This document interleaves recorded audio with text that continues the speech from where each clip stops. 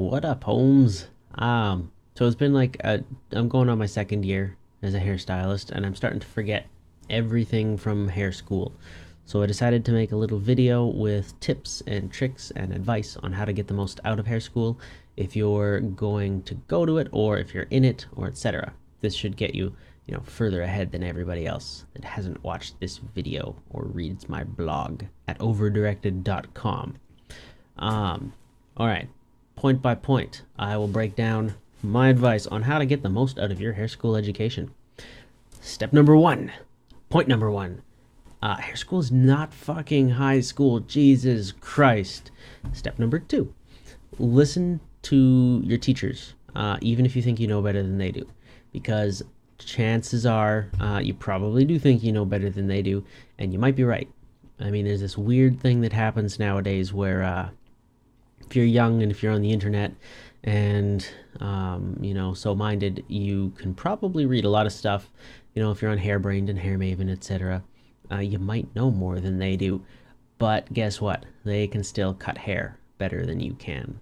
So yeah, shut up and listen to your teachers. Number three, use every single head of hair that you have available to you to experiment on in every possible way. Because when I was in hair school, I saw a lot of people dodging work, dodging clients, and just trying not to do shit, which to me always seemed mind-bogglingly stupid. Because, aside from the fact that you're paying tens of thousands of dollars for this education, while you're in hair school, you're basically given real human beings to experiment on for, in all intents and purposes, a consequence-free environment. And nobody in hair school seems to realize how amazingly awesome that is and how much you're going to miss it when it's gone.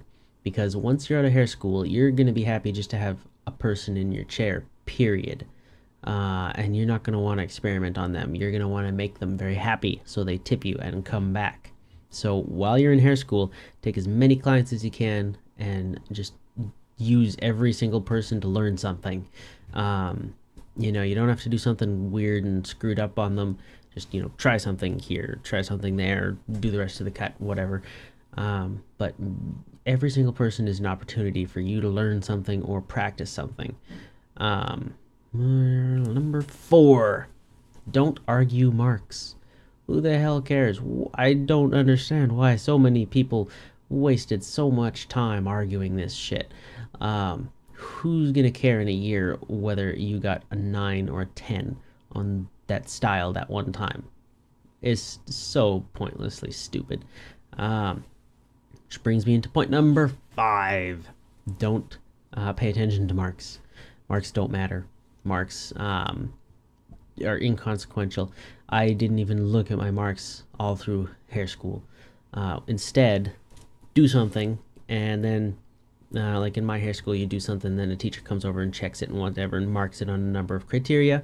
In my case, I would just do something, go over and ask for someone that I respect, like their abilities, to give me some advice and some opinions.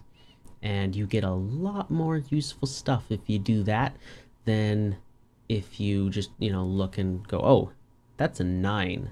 The fuck does it tell you if it's a 9? You don't learn anything. Yeah, so ask opinions, ask advice, ask that kind of stuff. Don't pay attention to marks. They don't matter. Number 6, shut the hell up about cosmetology in high school. If you did cos in high school, just don't mention it. No one cares. It's not the same. Just shut up. No cosmetology from high school. 7, don't drink and party. And just why? You're in school. Don't waste all the money. Don't show up drunk the next morning, or don't show up at all the next morning. It's stupid and irresponsible. And back to number 1, this is not high school. I'm bad at counting. 5, 6, 7, 8. Number 8, make the people you respect like you. This is very beneficial for many reasons. because you'll learn stuff from them, and when you get out of school, then they'll be able to help you along in your career in ways that you probably won't even realize now. It's very good. Make people that you like and respect like you back. Number 9, pester every teacher that you can all the time about everything for opinions and advice on anything and everything. Write shit down when you think of it and then ask them about it later, because hair school's a limited window of opportunity. You're never going to grow and learn that much in that amount of time ever again for the rest of your career. After you get out of hair school, you're going to pay way too much for way too little, and it's going to be spread way too thin, and nobody's going to have any answers for you. So while you're in hair school, just pester every staff member, pester them constantly with questions. Number 10, don't offer advice when people are talking about how to do shit. Like if they're over here and someone's like, oh, how do I do this? And everybody, harps up, just don't say anything ever at all. For the first 2 years of your career, at least, pretend you're really shy, but listen to everybody, and you'll hear a lot of fucked up ways to do whatever they want to do, and some good ways in there.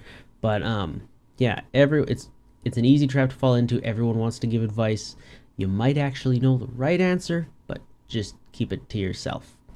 Number 11. Don't trash talk instructors. Like in my school, you do something, they come over, they watch what you're doing, and then they check it and whatnot, and give you advice and whatnot. If they give you advice and then walk away, do not trash talk them and like, oh, the bitch thinks she's so good to your client, because it's ridiculously unprofessional, and it makes you seem like you have a tiny, tiny penis, even though you probably don't have a penis if you're in hair school, but if you did, it would be tiny. Number 10, 12, be honest. Don't be fake and boastful and bullshitty and like fake it till you make it.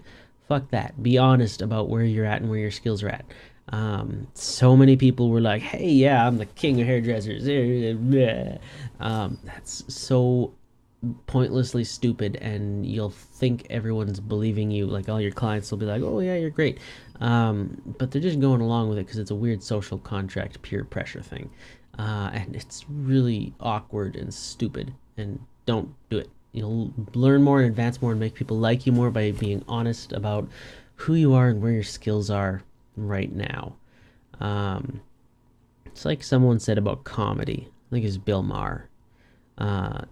It's a thing that you learn by being, like you start out really bad and you have to learn how to be good at it in front of other people who aren't enjoying what you're doing while you're learning. It's the same thing with hairdressing. You have to learn by doing it to people who aren't gonna like the first few haircuts and things you do. So don't pretend that it's all awesome. Just be honest and you'll get further. Number 13, fuck your fingers. No fingers. Don't try to use social pressure to get a client to agree to something or get them to not say anything. Like if you fuck something up, don't lean on them emotionally, socially to get them to keep quiet.